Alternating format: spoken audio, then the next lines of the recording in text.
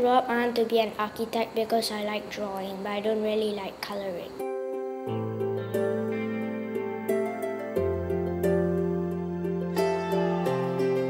So I'll be starting medicine school, and I really thank God for that and for the A-level results, because it's really a dream come true. I will be going into NIE next year to train to be a teacher. I think a large part of it came from a number of the teachers that I met here in SAJC who showed such extraordinary care for us. I would love to make an impact like that if I could.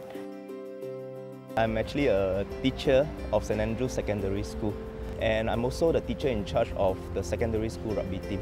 I was a rugby player in secondary school. That's where I started my love for rugby, and I never stopped since. When we first started Saints Advocate, it's an idea that was first brought up by our teachers. They wanted a leadership CCA that could pursue the interest of the community as well, because what they felt was that over the past few years, there's not enough being done by SAJC for the community around, especially in Potong Pasir.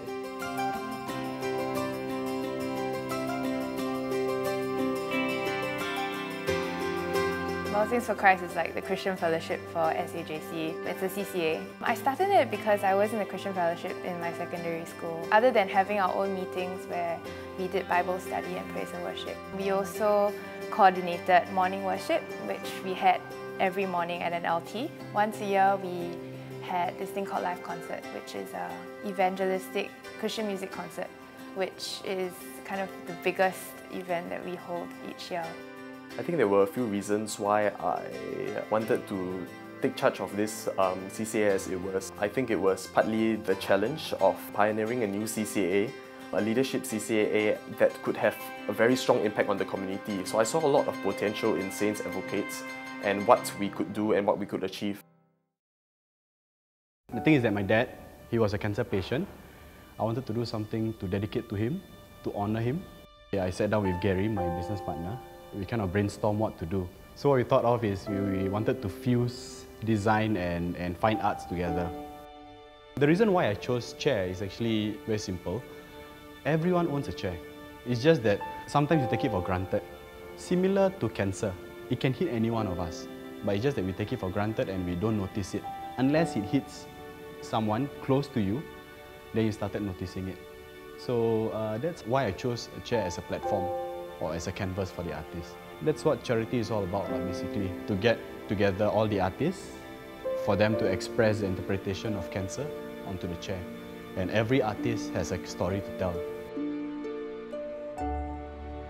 When we went to Vietnam, once in 2010 and again in 2012, was my first time going to such a rural area. So the place that we visited was Gia Bac. What we saw there was a life that was very, very different from Singapore. It was SAJC's first expedition to Vietnam, and I think we were doing more of looking into what the village needed and what we could provide. Okay, I decided to become a teacher. Well, it's basically due to my teachers from secondary school.